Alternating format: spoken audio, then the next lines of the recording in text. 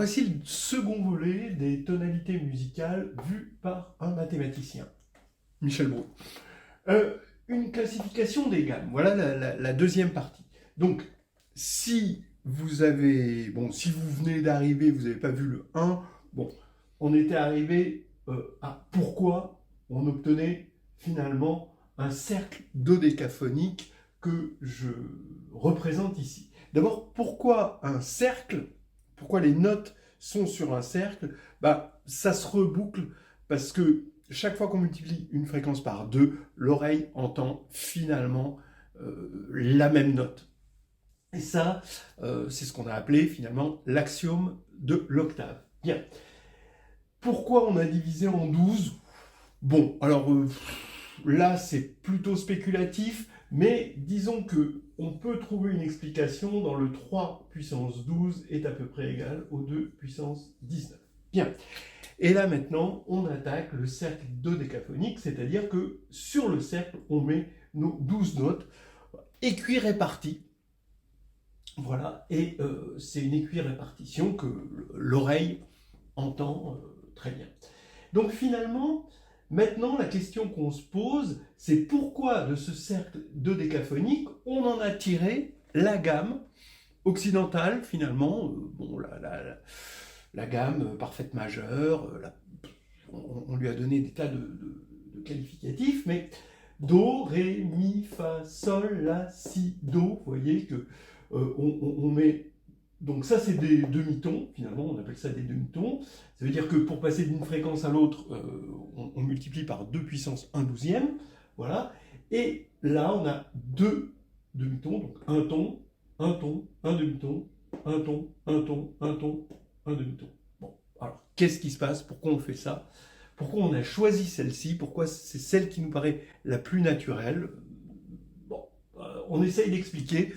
Juste, mais sans prétention, juste en regardant ça en tant que mathématicien. On va essayer de regarder d'abord ce qu'on fait quand on dit une gamme. Alors, on est dans Z sur 12Z, donc 0, 1, 2, 3, jusqu'à 11, et puis après 11, c'est comme les heures. Hein, je n'avais pas donné cet exemple dans 12, qu'il y a les 12 cadrans de l'horloge. Alors, on a la définition du cadre tonal, c'est-à-dire que c'est une partie de D. Voilà, donc, par exemple, ça va être une partie de D. Notre gamme, c'est une partie, donc D, ça va être les 12 points ici, et une gamme, ça va être un choix. Alors pour l'instant, on ne dit pas un choix de 7 notes, hein, un choix d'un certain nombre n de notes, n étant évidemment inférieur à 12. Bien. Donc c'est ce qu'on appelle P de D, l'ensemble des parties d'un ensemble. Bien.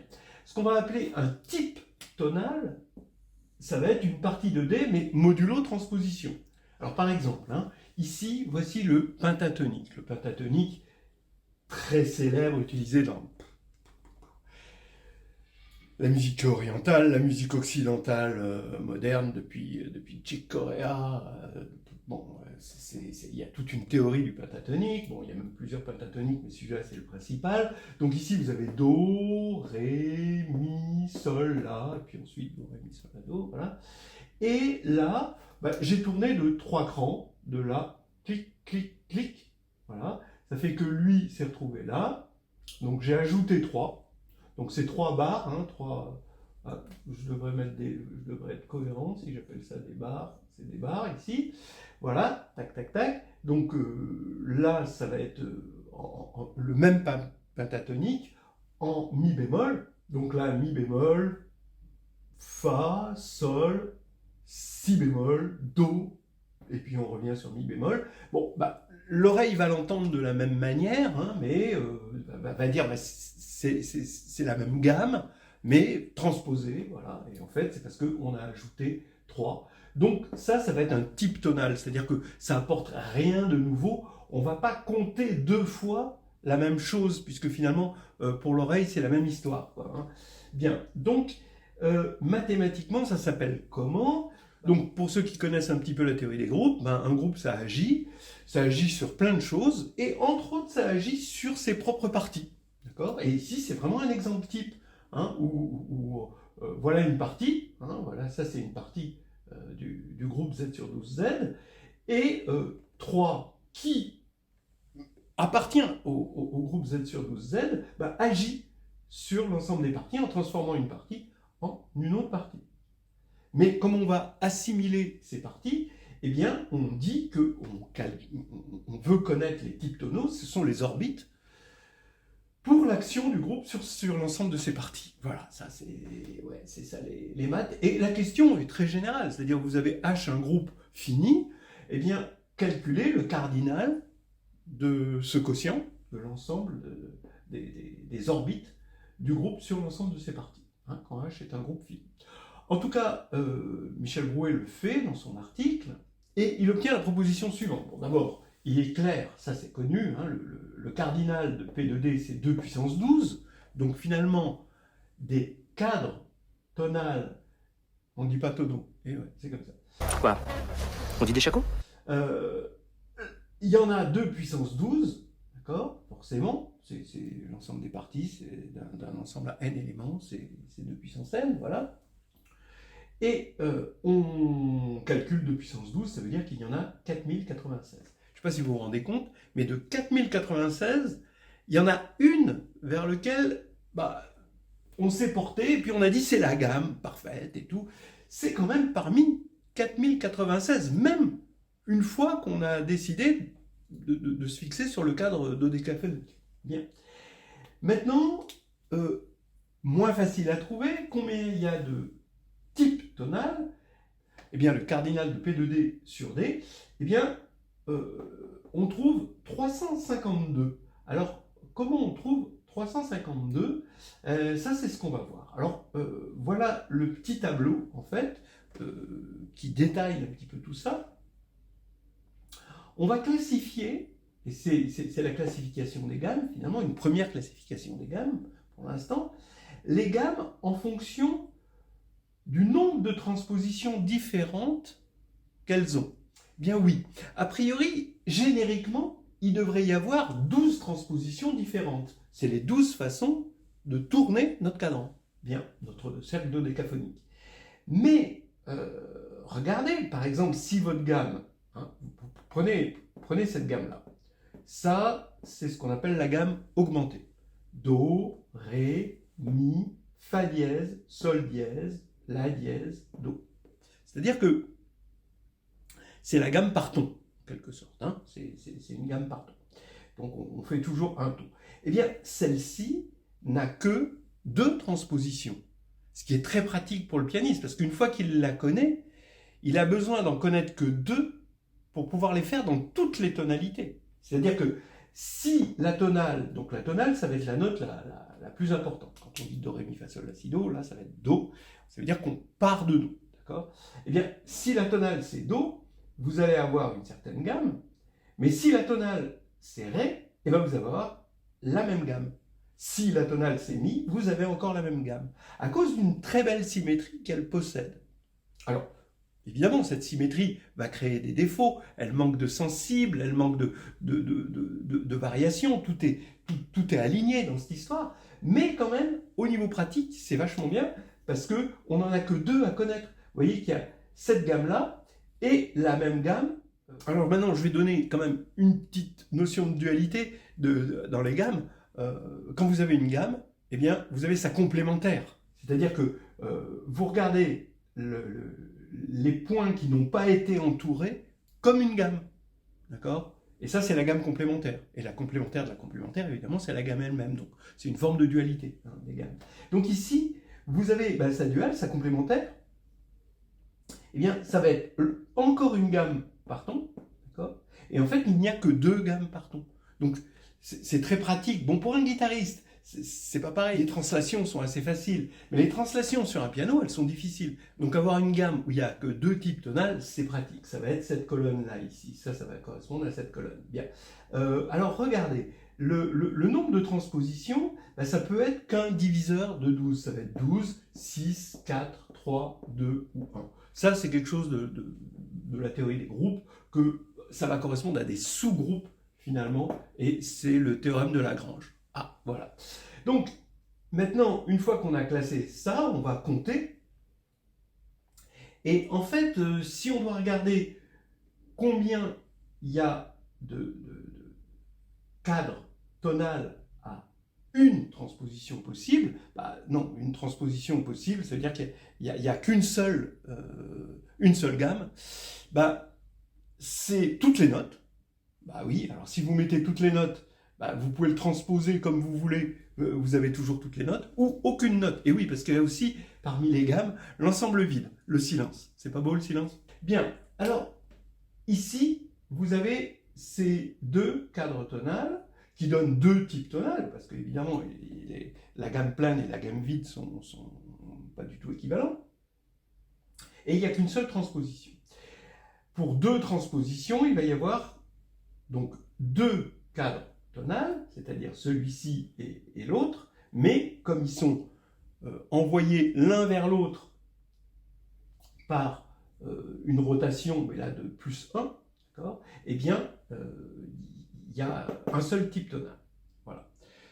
Maintenant, on va regarder ceci. Ici, on va avoir, regardez là, vous avez une gamme, donc vous avez reconnu une gamme très symétrique, qui est la gamme diminuée, Do, Mi bémol, Fa dièse, La, Do, etc. Voilà. Eh bien, ça va vous donner un type tonal que vous pouvez transposer. Donc vous avez finalement à renversement près, hein, vous devez savoir que ceux qui ont fait un peu de musique, il y a 3 accords diminués, donc les voici, celui-ci, celui-là et celui-là, là. Donc quand on tourne de plus 1, de plus 2, voilà, 0, 1 et 2. Donc ça, c'est vos 3 accords diminués, mais c'est le même type tonal, c'est votre même gamme diminuée. Bien. Mais vous pouvez aussi avoir quelque chose de non équivalent. Alors, vous avez combien de transpositions ici? 3, donc on a dit 1, 2 et 3, d'accord? Puisqu'après, on retombe sur la même chose quand on l'a fait 3 fois. Mais vous avez deux types de tonal à 3 transpositions, c'est-à-dire celui-ci et aussi celui-ci, ce qu'on appelle la gamme ton, demi-ton, ou demi-ton, ton, c'est la même, d'accord? Donc là, Do, Do dièse, puis on fait un ton, pour avoir Mi bémol. Mi bémol, on tombe sur Mi.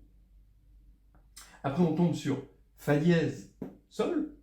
Après, on tombe sur La, Si bémol, et Re, Do. Et celle-ci, elle n'est pas du tout équivalente à celle-là, ne serait-ce que parce qu'ici, il y a 4 notes, et puis ici, il y en a 8.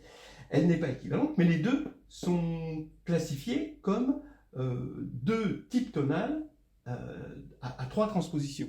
Hein, vous avez 3 transpositions ici. Et ça, ce n'est pas équivalent. Et en fait, ça va constituer exactement les deux types tonales à 3 transpositions. Voilà. Alors ici, qu'est-ce que j'ai mis? J'ai mis un type tonal parmi les 9 ici à 6 transpositions. Et ça, c'est à 12 transpositions. Ce qui veut dire que pour l'instant, cette question que l'on se pose, eh bien, on a une gamme qui est générique. Alors, on pourrait se dire, ah bah oui, voilà, on taille dans le lard, quoi. On en avait, alors là, on en a 4020, on va voir pourquoi, hein, on va faire le calcul qui nous donne les 4020, tout ça, et même qui nous donne une formule générale pour tout groupe cyclique, Z sur NZ. Mais ici, quand même si on veut une gamme générique, il faut quand même taper au milieu de 335 types tonales. Bien. On va démontrer tout ça. Là, maintenant, on va faire vraiment des maths et de la combinatoire, hein, du calcul. Alors, allons-y pour les preuves. Bon, on ne va pas faire tous les calculs, mais on va donner la formule générale. On va se convaincre de la formule générale. D'abord, les cadres tonales, on va les appeler Cn quand n est le nombre de transpositions, n divisé en 12, et les types tonales, on va les appeler Tn.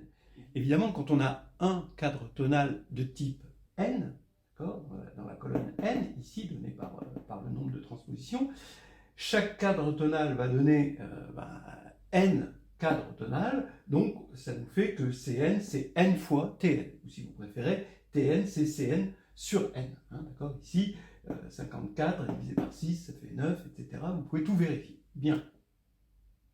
Donc, je vais me concentrer à calculer le nombre de cadres tonales à n transpositions. Je remarque d'abord que si D divise 12, par exemple, si vous êtes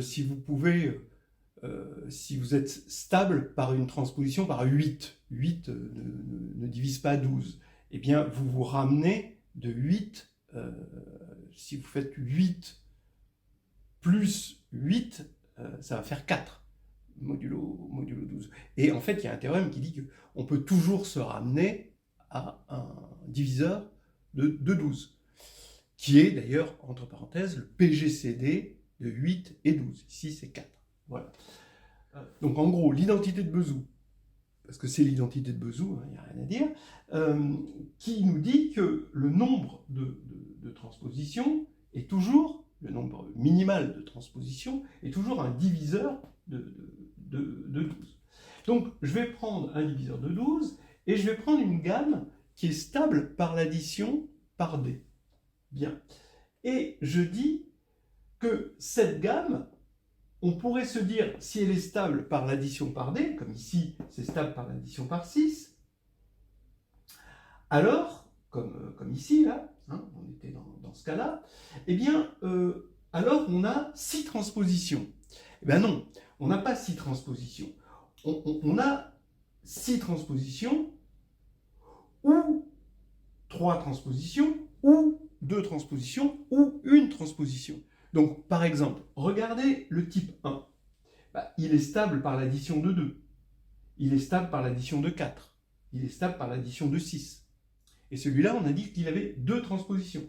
Donc, vous voyez que être stable par l'addition de 6 ne veut pas dire que vous avez forcément 6 transpositions. Bien. En gros, ce que vous avez, c'est un nombre qui divise 6.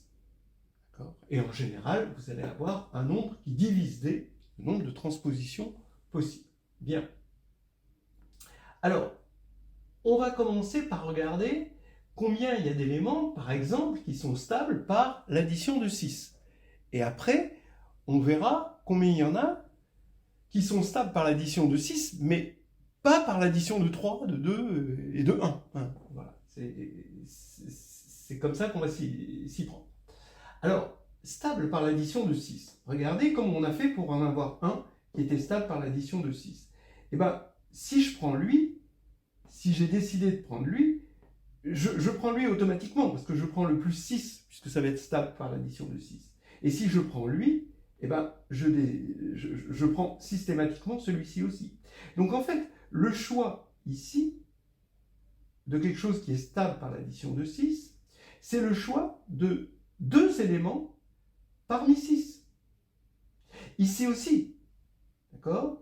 Combien on a choisi d'éléments ? 1, 2, 3, 4 parmi 6. Et il était stable par l'addition de 6.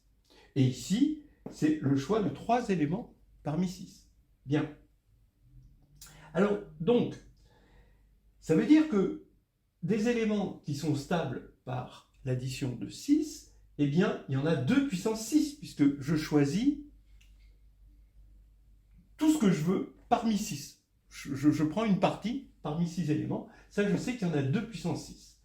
Et ces 2 puissance 6 éléments, eh bien, il y en a qui sont stables exactement, qui ont exactement 6 transpositions, des qui en ont exactement 3, des qui en ont exactement 2, des qui en ont exactement 1.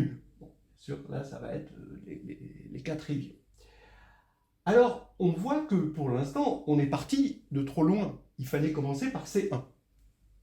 Bon, C1, on sait, hein, d'accord ? Ça a été fait tout de suite. C'est la gamme totale et la gamme vide. Bon, très bien. 2, 1 et 2 divisé par 1, ça fait 2. Ensuite, on va regarder 2 puissance 2. Donc, d'après ce qu'on a dit, 2 puissance 2, c'est C2 plus C1, puisqu'on va ajouter tous les diviseurs de 2. D'accord ? Ici, 2 puissance 2, 2 plus 1, exactement comme ici. Bon, alors, maintenant C1, ça fait 2. Donc ça veut dire que C2, c'est 2 puissance 2 moins C1, c'est-à-dire 2 puissance 1. Donc il y en a 2. Donc ici, c'est 2. Et quand on divise par 2, ça fait 1. Maintenant, on va regarder pour 3. 2 puissance 3, on va voir tous les diviseurs de 3, c'est C3 plus C1. Ça veut dire que C3, c'est 2 puissance 3 moins C1, c'est-à-dire 2 puissance 1. C'est-à-dire 8 moins 2, ça fait 6. Donc ici, vous allez avoir 6 que vous divisez par 3. Donc ça vous fait les deux types dont on a parlé ici. Maintenant, pour 4, 2 puissance 4, alors là, ça commence à devenir intéressant. Là, vous allez sentir le Möbius. C4 plus C2 plus C1. Bon, c'est tous les diviseurs de 4. Ok. Donc C4, en fait, C1 plus C2, c'est déjà 2 puissance 2. Donc ça fait du 2 puissance 4 moins 2 puissance 2. Et là, ça fait 12. Donc en fait, ici, jusqu'à présent, on avait une somme alternée de diviseurs, ici, en puissance, de diviseurs en puissance, de diviseurs qui sont situés en puissance de 2. Et là, il y a 1, moins 1, et puis on s'attendait à un terme en 2 puissance 1, et on a 0. On n'a rien. Ce terme est nul. Bien. Alors, on va comprendre pourquoi. Maintenant, 2 puissance 6, on a C6 plus C3 plus C2 plus C1, mais maintenant on peut l'attaquer, puisque on connaît C1, C2, C3. Mais le problème, c'est que, vous voyez qu'on a C3 plus C1, et on a C2 plus C1. Donc, on va ajouter un C1, et on va enlever un C1. Et quand on va passer de l'autre côté, le C1, il va apparaître en plus. Vous voyez ? Donc, on a C6 qui vaut 2 puissance 6, moins 2 puissance 3, c'est-à-dire C3 plus C1, moins 2 puissance 2, c'est-à-dire C2 plus C1, mais artificiellement, on ajoute C1 ici. Et là, ça fait 64 moins 8, moins 4, plus 2, vous vérifiez que ça fait 54, ce qui, divisé par 6, va nous donner 9. Et l'autre, pareil, hein, vous allez faire le calcul vous-même, je pense que essayez de vérifier que je ne me suis pas trompé. Non, parce que je l'ai pris chez Michel Brouet, dans l'article de Michel, que vous trouverez en commentaire. Hein. Eh bien, regardez en fait ce qu'on a fait. Si vous ne connaissez pas, c'est le moment d'apprendre ça, c'est quelque chose de magnifique, c'est la fonction de Möbius qui est là. On avait 2 puissance n égale la somme des c d pour d divise n. Ça veut dire que 2 puissance n, ça s'écrit que c'est la fonction 1, en fait c'est 1 fois, en convolution avec la fonction cn. Voilà. Et donc, ça veut dire que cn, eh bien, c'est 1 inversé par la convolution, multiplié, voilà, convolé avec 2 puissance n. Et l'inverse de 1, c'est la fonction de Möbius. J'en ai parlé assez souvent sur cette chaîne, j'aime beaucoup cette fonction, qui débarque toujours très naturellement dans les groupes. On a donc Cn égale somme de d divisant n de mu de d, 2 puissance n sur d. Voilà la formule générale. Alors, qui c'est cette fonction de Möbius ? Ben justement, elle est donnée, on se la donne juste sur les puissances de P, P premier, donc P puissance n, parce qu'elle est multiplicative. Donc ensuite, quand on a mu de AB, ce sera mu de A, mu de B, dès que A et B sont premiers entre eux. Et sur les puissances de P, si c'est P puissance 0, ça fait 1. Si c'est P puissance 1, ça fait moins 1. Et si c'est P puissance 2, ça fait 0. C'est pour ça qu'il y a eu une disparition ici de 2 puissance 1 en quelque sorte. C'est parce que ici, on avait 4 sur 4 pour 2 puissance 1. Et mu de 4, ici, d'après la définition, ça fait 0. C'est pour ça qu'il y a cette disparition.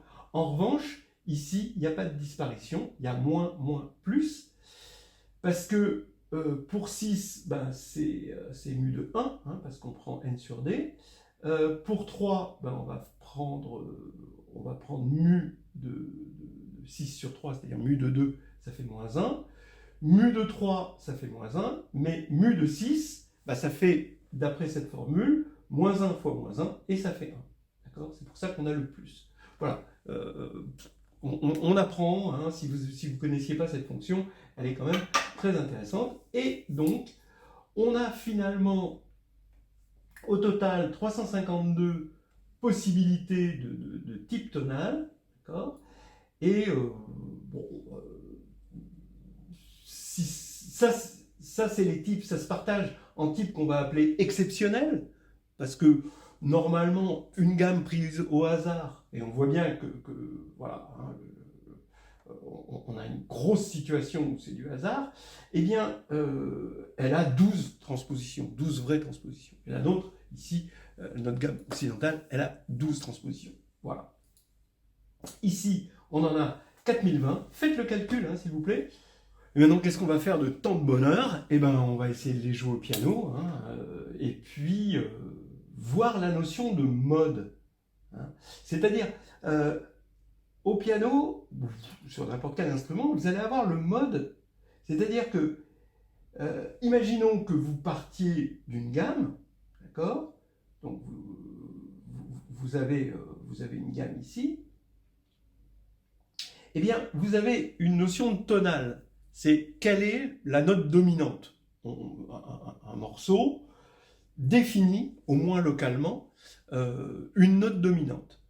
Après, bien sûr, pas mal de morceaux un peu plus fantaisistes qui ne restent pas toujours sur la même tonale, voilà, changent de tonale. Et il y a ce qu'on appelle le jazz modal, où le jeu, c'est justement de tout le temps changer de ton. Donc, Coltrane, Chick Corea, etc., Herbie Hancock, voilà, ça, alors là, bon, j'adore, quoi. Bon, ça, c'est le modal. Alors, ça veut dire quoi? Bah, ça veut dire que, déjà, sans changer de gamme, eh bien, on peut changer de tonale. Par exemple, vous avez Do, Ré, Mi, Fa, Sol, La, Si, Do, bon, voilà, Do, Ré, Mi, Fa, Sol, La, Si, Do, eh bien, vous pouvez décider que c'est Do, la tonale, ça va vous donner une ambiance, mais vous pouvez décider que c'est Mi, la tonale. Et tout en gardant exactement la même. C'est pas de la transposition. Vous gardez la même gamme. C'est-à-dire ça va être Mi, Fa, Sol, La, Si, Do, Ré. Et Mi. D'accord? Ça va être ça. Et là, ça va vous donner quelque chose d'assez exotique. Hein, d'accord? Voilà. Donc, attention, hein, il y a des types tonales, des cadres tonales, bon, à transposition près des types tonales, mais quand on va définir la note la plus importante de la tonale, ça vous donne plus d'objets ici. Et oui, ça vous donne plus d'objets. Autant d'objets qu'il y a de notes à l'intérieur de la gamme. Voilà. Très bien. Eh ben, on termine sur le piano. Et puis après, dans un troisième temps, on verra des théorèmes qui montrent pourquoi la gamme, en quoi, disons, pas pourquoi, mais en quoi la gamme occidentale peut être vue comme unique. Il y a un joli théorème de Brouet. Hein, voilà. C'est celui dont je voulais parler au départ, et puis il y a tellement de choses à raconter et je suis trop bavard. Voilà, je le sais, je m'en rends compte. Oui, désolé. Là maintenant, je vais être bavard avec les doigts. On va voir tout ça en musique. Alors, bon, bien sûr, quand on a une gamme comme cette gamme parfaite majeure,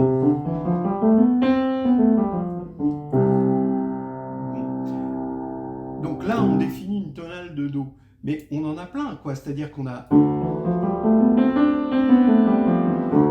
C'est toujours... Vous voyez, là, il y a une note principale. Vous voyez, c'est souvent la basse qui définit le niveau. C'est pas le nivellement par le bas, c'est le nivellement par la basse, en quelque sorte.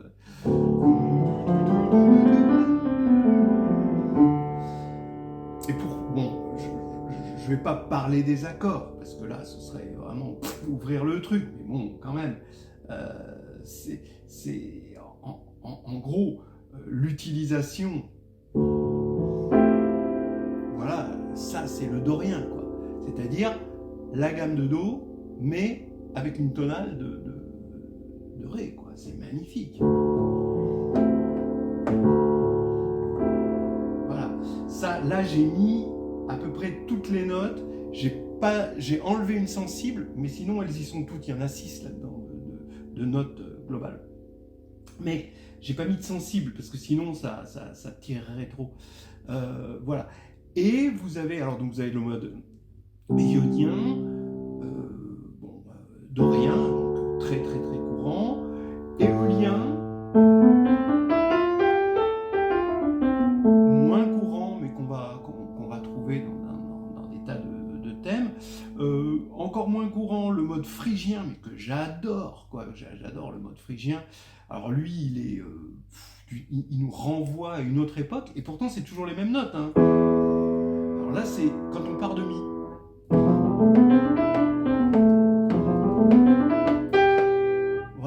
ça tout de suite, voilà, on a envie de danser la gigue, quoi. Voilà. Le mode lydien.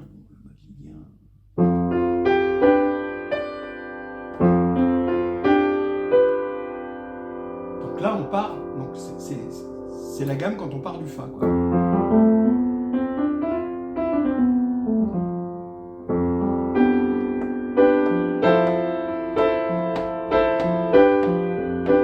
Voilà. C'est énorme. Et là, on est parti juste d'une seule gamme. Alors après, il y a les gammes à moindre transposition, donc les gammes exceptionnelles. Alors il y a la gamme numéro 1, là, celle qui arrive en premier, bon, qui est la première non triviale, qui a 2 types tonales, c'est la gamme par ton, hein, donc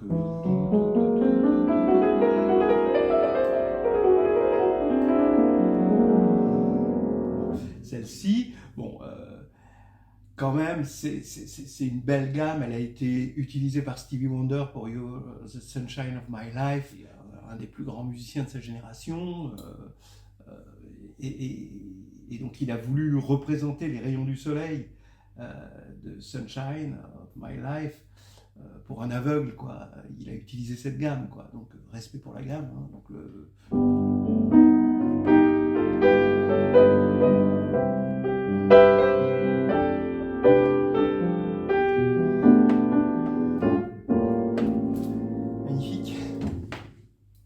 et celles-ci, elles sont très pratiques pour la transposition et du coup trop utilisées. Bon, la gamme diminuée, elle a été tellement utilisée, vous voyez, à cause du... Parce qu'on la transpose tout le temps. Donc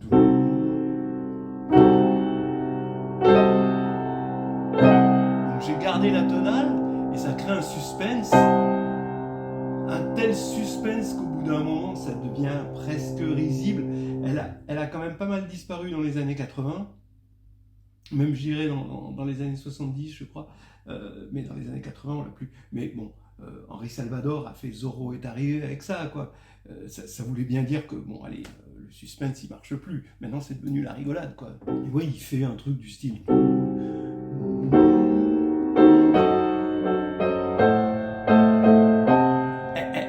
Zorro est arrivé, quoi. Donc là, vraiment, c'est devenu une caricature, ce truc. En revanche, ce qui est apparu, la gamme 3, c'est la gamme demi-ton, ton ou ton, demi-ton, c'est pareil, c'est la même gamme. Et là, c'est une gamme à 3 transpositions, donc que les pianistes connaissent bien, utilisent très très souvent, parce qu'il n'y en a que 3 à connaître, et puis après, c'est bon, quoi. Donc, vous voyez, c'est très utilisé, et qu'on va utiliser...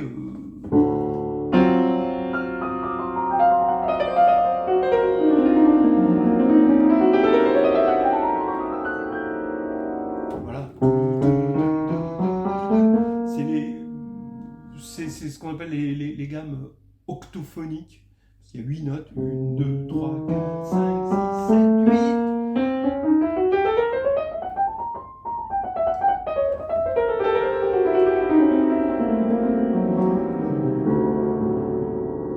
8. Sinon, cette gamme, après, on peut imaginer une gamme.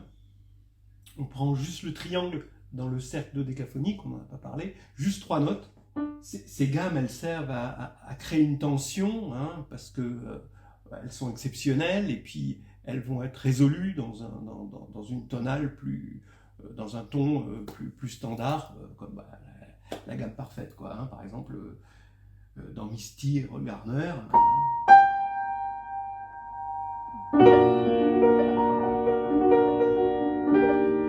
Voilà, donc on avait une gamme pour tendre, donc cette gamme exceptionnelle, et après on retombe sur... Donc ces gammes sont souvent utilisées, surtout la gamme ton, demi-ton, pour créer un moment hypersensible qui ensuite va être résolu en un moment plus tranquille. Alors bien sûr, il y a la gamme pentatonique aussi, hein, donc ça que je vous ai montré. Donc celle-là, 5 notes dans la gamme, très très pratique, très pratique, très...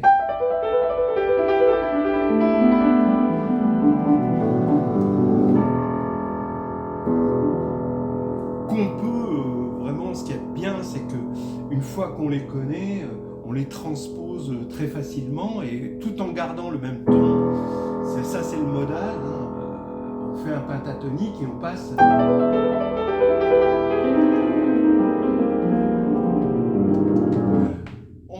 On change de pentatonique et après on saute comme Tarzan de liane en liane, on saute d'un pentatonique à l'autre et on crée des tensions comme ça. Mais ça, c'est plus axé au troisième volet dont j'ai envie de parler sur les théorèmes de Brouet. Voilà, on va s'arrêter là déjà.